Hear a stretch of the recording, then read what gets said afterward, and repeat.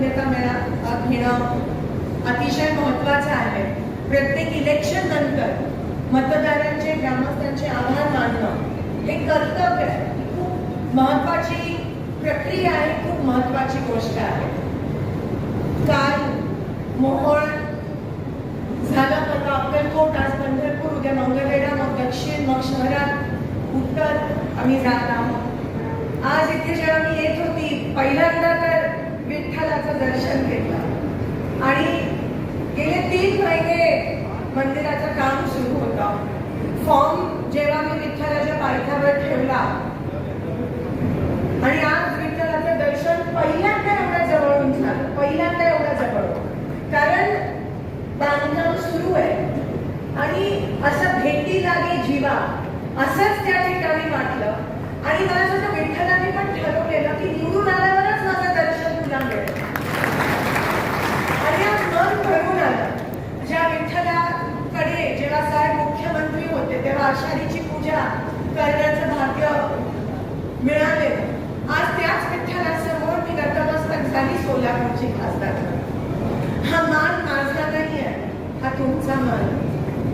मी collar bag हा विचार माझा नाही, हा तुमचा विचार.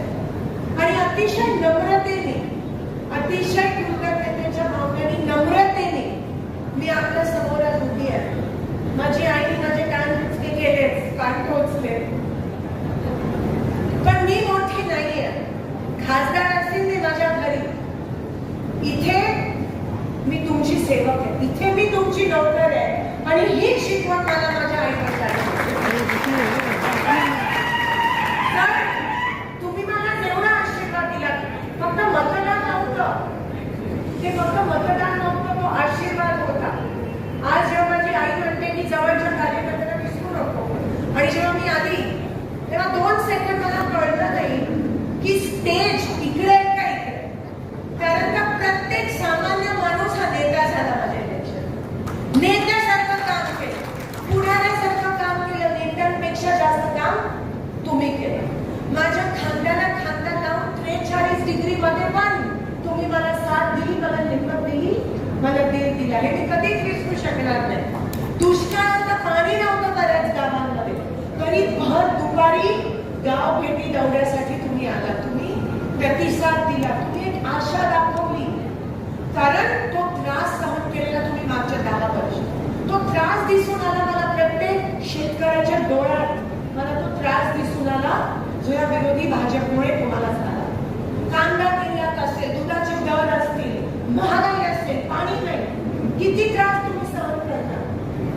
आणि म्हणून हे जे मतदान आहे ते केवळ मला नाही, तर बीजेपीच्या विरोधातलं झालेलं हे मतदान.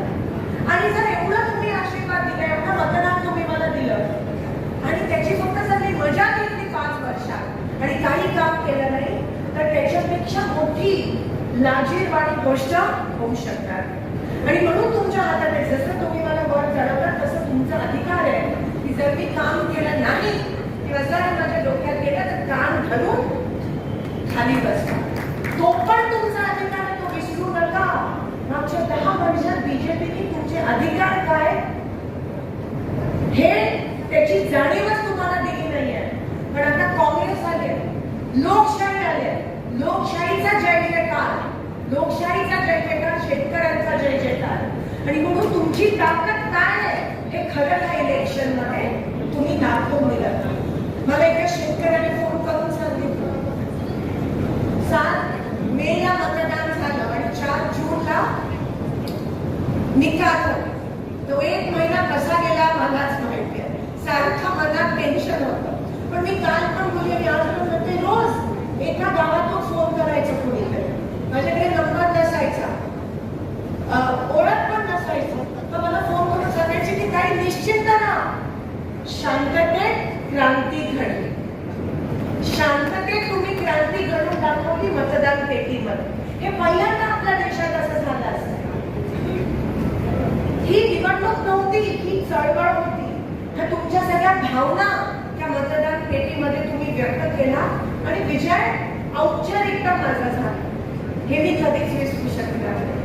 माझ्या शेवटच्या श्वासापर्यंत मी तुमच्या सेवेसाठी हजर आहे. माझं पण मंगळवेढ्याची सेवा करण्याची संधी मिळाली. ही मी वाया नाही घालवणार. आज मी राजकारणात आली कारण का मला लोकांची कामं करायची होती. सत्ताकडे मी लहानपणापासून बघितलं. तुमच्या आशीर्वादामुळे शिंदे साहेब प्रत्येक माझा जन्म झाल्यापासून मंत्रीच होते आणि वरच म्हणजे अगदी देशाचे गृहमंत्री, लोकसभेचे नेतेपद त्यांच्याकडे जे पंतप्रधानांना मिळतं ते तुमच्यामुळे लोकसभेमधून निवडून गेले. म्हणून ते लोकसभेचे नेतेपद मनमोहन सिंगजींना मिळाले ते तुमच्या आशीर्वादामुळे शिंदे साहेबांना मिळाले. मी कधीच विसरू शकणार नाही.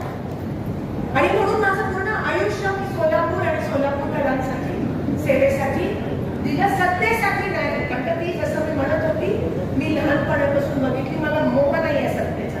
आजकाल तर मागच्या महाविकास आघाडीमध्ये मी मंत्रीपद मागितलं असतं पण नाही मागितलं. त्यावेळेला सेवेत जो आनंद आहे ती कोणतीही पद तुम्हाला सेवेचा आनंद देऊ शकत नाही. ते पांडुरंगाच्या त्या पावन नदीत तुम्हाला माहिती की पांडुरंगाची जेव्हा सेवा करतो त्याच्यापेक्षा मोठा समाधान नाही आहे या जगात. आणि तुमची जेव्हा मी सेवा करते तेव्हा मी प्रत्येक शेतकऱ्याच्या चेहऱ्यात, प्रत्येक वारकरीच्या चेहऱ्यामध्ये त्या पांडुरंगाला बघते आणि तुमची सेवा करणं म्हणजेच विठ्ठलाची सेवा करणं.